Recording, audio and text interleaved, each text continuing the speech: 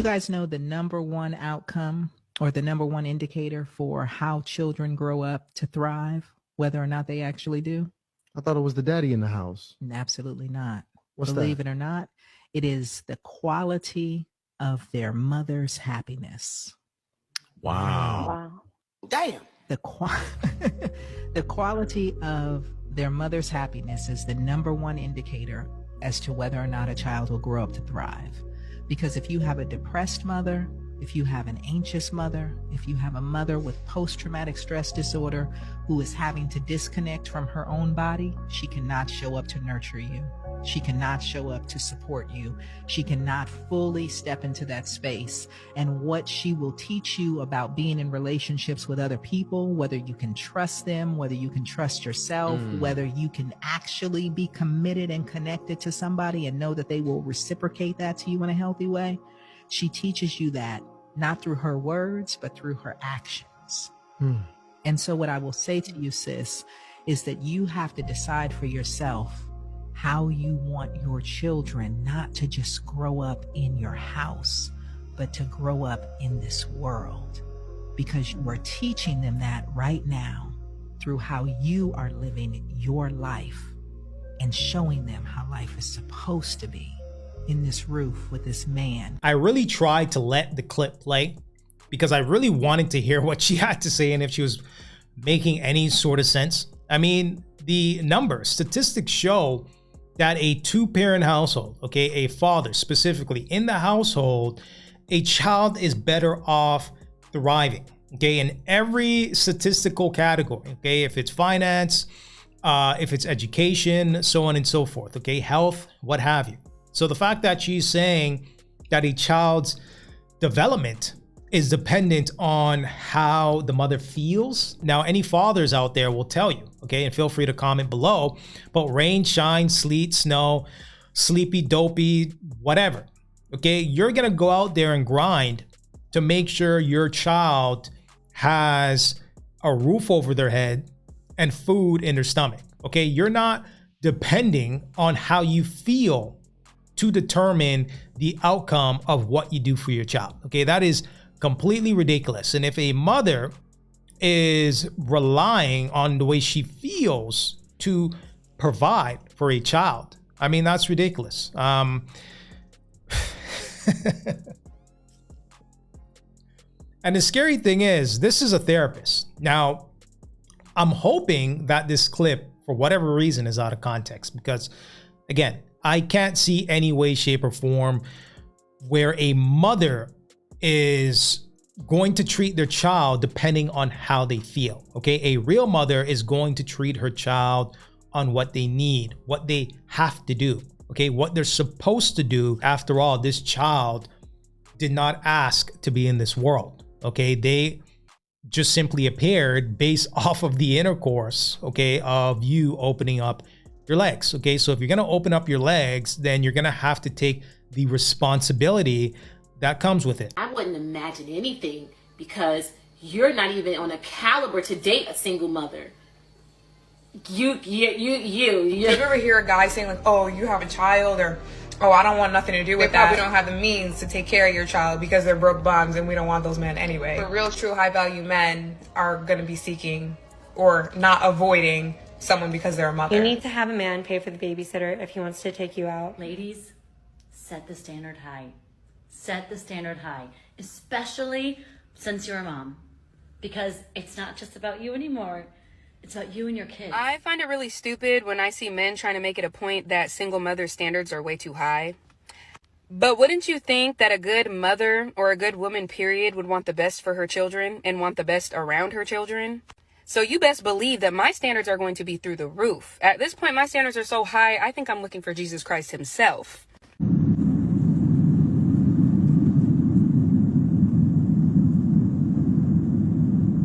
That's why the passport bro movement is growing exponentially, okay? Because the writing is on the wall when it comes to these Western women, okay? They have the audacity, okay? The entitlement to think a man, okay? A productive man, a high value man has to put up with his nonsense, okay? Why would he go after a entitled single mother when he can find a woman that has no children. Okay, it's a no-brainer. And the more these single mothers try to push this ideology on men, okay, the more and more these men are going to grab their passports. Okay, you're just simply pushing these guys away. Okay, the reality is you got to deal with the consequences. Okay, your actions have reactions, and more men today are being proactive versus reactive. There was a time where I was abstinent and I was going strong. You know what the enemy came to do? But man.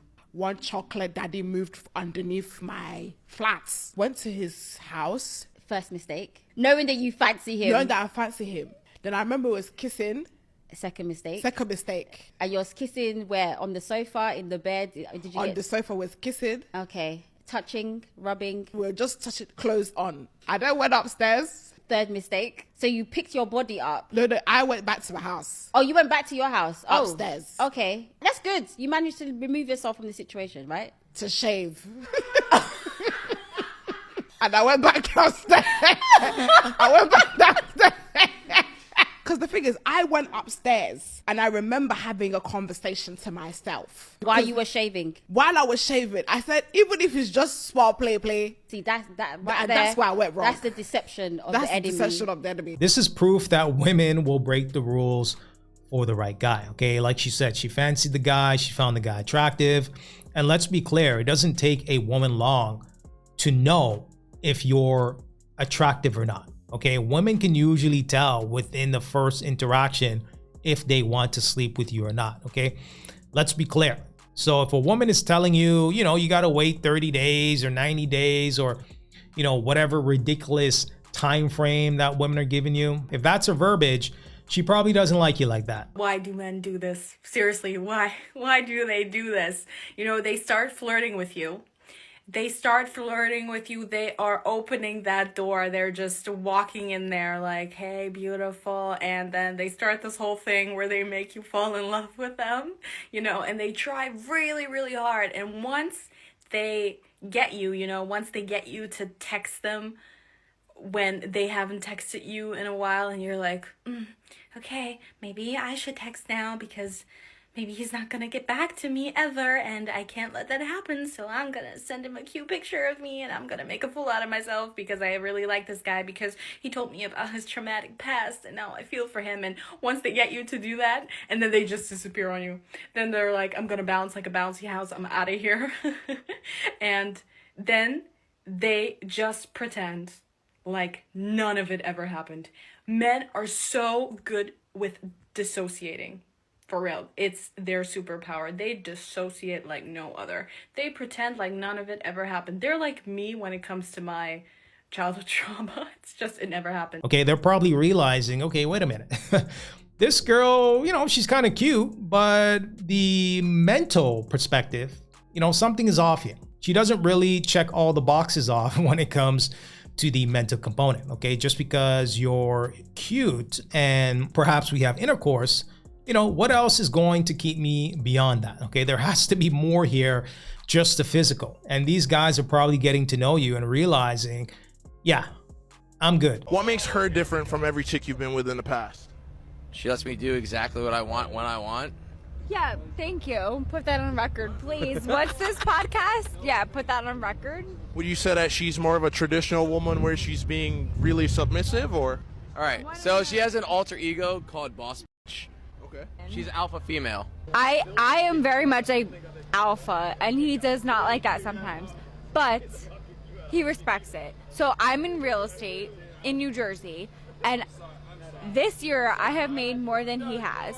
So he respects that, and he knows that I can do what I need to do to get where I need to be, and he respects that. And not very many men know that women can be in authority in a certain position in a certain time and do a certain amount of money and do what they need to do in a certain amount of time. So I'm very appreciative because he respects the fact that I do what I need to do to get where I need to be. Yeah, I'm good on that. Okay.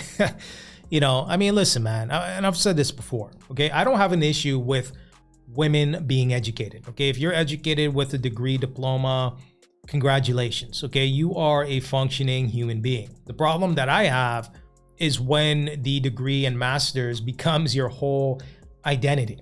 Okay, for me personally, or I would say just men in general, when they obtain more money in a relationship, okay, if they're married or what have you, you know, they're looking at ways on how to really bring that money back to the family. Okay, they're thinking about how to upgrade the, you know, small car to a SUV or a minivan. Okay, they're thinking about what neighborhood they could potentially transfer their family to. Okay, what school district their child can potentially be brought up in. Okay, they're constantly looking at ways to evolve the family and the people around them. Okay, typically speaking, that's what I see with very productive, capable men. Okay, when you're looking at these modern women, not all, but you're seeing a lot of the times where, you know, they start to throw these titles around, right? Boss babe, guru, mogo, right? They try to create and hype up something that, you know, getting a degree and diploma again is, you know, cool, but why is that your whole identity? Why have you shifted and morphed it into something, right? Really pedestalized it into something when in reality, you're just doing what a functioning human being would do. So I'm a single mom, and I've been a single mom since my son was 5 weeks old. And becoming a mom, a single mom at that, has changed my perspective on a lot of stuff, including guys with children, guys that are single with kids. And 9 times out of 10, I would never date a guy with kids. And I have a kid. Let me explain why. Am I hearing and reading this right? She's saying in the caption here, okay, I'm a single mom who would not date a man with kids. Let's talk about it. Yeah. So the way my mind thinks of it now is that there are some women out there that are choosing to be single moms. There are some women out there that, you know, are shitty moms. There are some moms out there that did their partners dirty and, you know, the split was because of them. That's very much so possible. However, most moms are not choosing to be single moms. That's the way I think about it now. When a man is trying to entertain me and he has a child, it makes me think, why didn't you and your baby mother work out? What? You can't make this shit up, dog. You just can't. Okay, women control access to sex. If a woman says, nah, we ain't, you know, you ain't clapping these cheeks, guess what? No cheeks are being clapped. Okay, that's just the reality of the situation. And I find it fascinating when these modern women, for example, when you look at Nick Cannon and Future, okay, these guys, when it comes to children, they're Ray Ray and Pookie's. Okay, they are known Ray Ray and Pookie's. Okay, I think Nick Cannon has 11 or 12 kids, and I think Future has like what, 8 or 9. Okay, women know this, but women will line up out the door to sleep with these men. So you can't sit here and say that women are not choosing to be single mothers. Okay, a lot of these modern women know the dude ain't shit, but yet they still lay down with the guy, thinking that they can change the guy, thinking they are so special that they can change the guy's personality. Okay, he was a Ray Ray and Pookie before you met him. You're thinking that you're gonna lay it down and what, he's gonna fall in love with you and completely change? No, he was a Ray Ray and Pookie before you met him. He's gonna be a Ray Ray and Pookie when he has your kid. You're expecting your child to have both parents in the same house, together, amicable, in love. So when you're raising a child separately, something must have happened. And first of all, let's be for real. As moms, 9 times out of 10, we don't have time to cheat. We're being moms. Like, let's be for real. And I'm not saying cheating is the only reason why a relationship could not work. Because I've had men tell me that, oh, them and their baby mama didn't work out because their baby mama was tripping or whatever. And it's like when a man tells me that their baby mama was tripping, and let's say their kid is like a year old, that makes me feel like, okay, so she's going through postpartum and you didn't have the mental capacity or the patience to deal with her postpartum. Especially if it's a situation where he gets his kid like every other weekend. Like, no mom is choosing that. No mom wanted that to happen. Yo, this got to be a joke. Honestly, this got to be a parody. I mean, we see it in the court system all the time, right? Women, modern women specifically, will weaponize the children and get back at the father because the father wants nothing to do with the mother. Okay, they just simply want to be there for their child. And a lot of these modern women understand that a father's love for his child is super strong, to the point where they would weaponize that just to get what they want. I mean, we see it every single day in the court system, where women will use a child to get a bag. I mean, we see it all day long. So I don't know what she's talking about here. I'm hoping that this is a joke. Especially if he has multiple baby mamas. If he has 2 or more baby mamas, absolutely not. Absolutely not. Because I learned my lesson the first time. Why the you haven't? Moral of the story is I'm getting a private investigator on whoever the I end up with next. Like, seriously, whoever I end up like dating, oh, best believe the PI is gonna be on that ass. Because these men be lying about why they're not with their baby mamas no more. They be motherfucking lying. And I'm not even necessarily thinking about baby mama drama, because ain't no baby mama drama when it comes to my child's biological father and me. That shit is over and done with. When we broke up, we broke up. But it's because of how bad he did me. And especially after the fact, the disrespect that I've gotten after the fact. So that's what made me think, like, too, like, when a situation is so volatile to the point where I won't even like entertain any type of conversation with you as your child's mother, like as someone from the outside looking in, someone's trying to date you, and that's the dynamic you have with your baby mother, that would make me side eye you too. Like, why y'all, like, why is it that bad? The beef that y'all got, you know what I mean? So yeah, I mean, there are some men out there that are genuinely good single fathers that, you know, they stepped up to the plate and they got their kids and, you know, they're doing what they're supposed to do. I wouldn't mind one like that. But once again, my PI would confirm to me that that's what the that is, because the majority of these single dads are not single dads. All right, guys, so there you have it. The delusion is at an all-time high. Okay, let me know what you guys think about this one in the comment section. Yeah, go ahead and provide me some feedback with this one, and until next time.